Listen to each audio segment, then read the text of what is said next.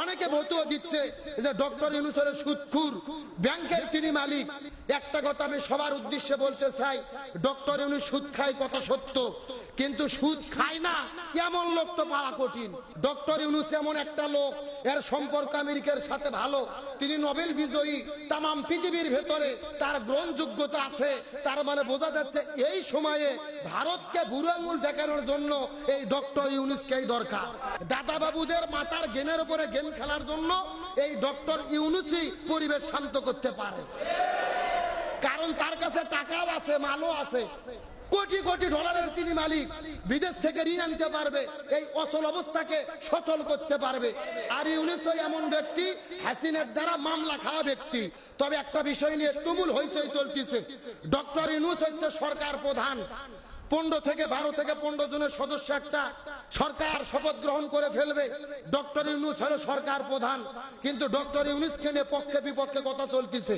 অনেকে ভতুয়া দিচ্ছে যে ডক্টর ইউনূস হলো সুদখোর, ব্যাংকের তিনি মালিক।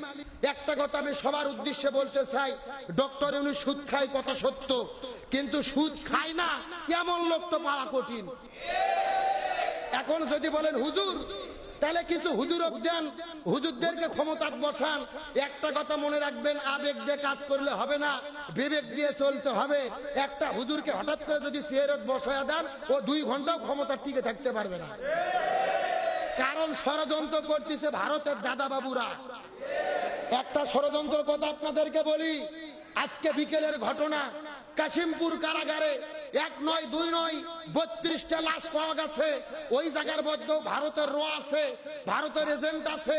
যেই দিন দেশ স্বাধীন হলো ওই দিন রাতের বেলা সাভারে ভারতের সদস্যদের পাওয়া গেছে।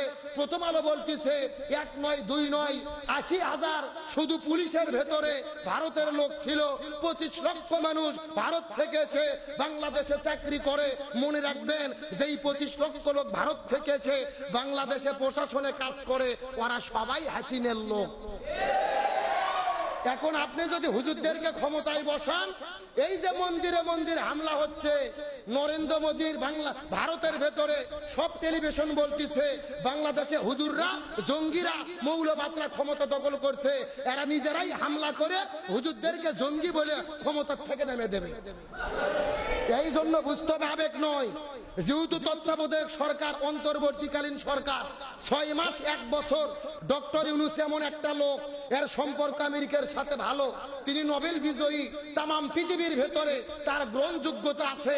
তার মানে বোঝা যাচ্ছে এই সময়ে ভারতকে বুড়ো আঙুল দেখানোর জন্য এই ডক্টর ইউনূসকেই দরকার।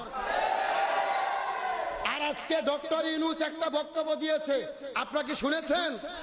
ডক্টর ইউনূস একটা বক্তব্যের মধ্যে বলেছে, ভারত যদি বাংলাদেশের ব্যাপারে নাক গলায়, বিশৃঙ্খলা করে, ভারতের 7টা রাজ্য আছে, আমাদের দেশের পূর্বে 7 সিস্টার, ওখানেও আমরা নাক গলায় বিশৃঙ্খলা করে দেব।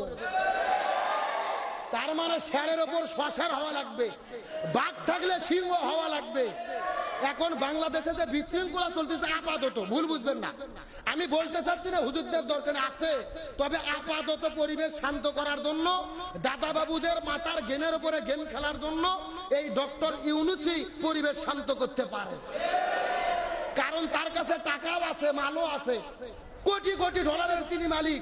বিদেশ থেকে ঋণ আনতে পারবে, এই অচল অবস্থাকে সচল করতে পারবে।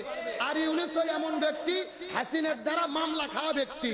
তার মানে সব দিক বিবেচনায় বোঝা যায়, যেহেতু ছাত্র ভাইরা আন্দোলন সফল করেছে, ওই ছাত্ররা ইউনূসকে চাচ্ছে, আপাতত আমাদেরকেও তাকেই চাওয়া দরকার।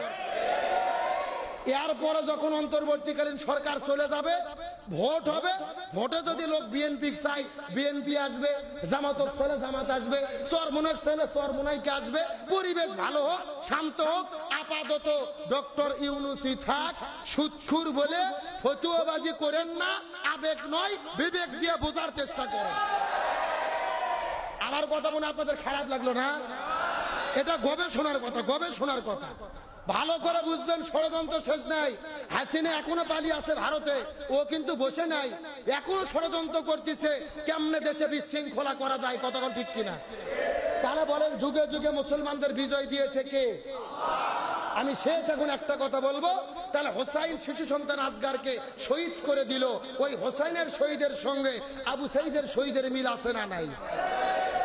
আমার বন্ধুগণ, মুসলমান ভাইরা গভীর মনোযোগ। শেষ আর একটা কথা বলার পর আপনাদের মধ্য থেকে বিদায় নিয়ে চলে যাওয়ার চেষ্টা করব। কথাগুলো সুন্দর করে বলার চেষ্টা করবেন। এই শিশু সন্তান আসগারের লাশ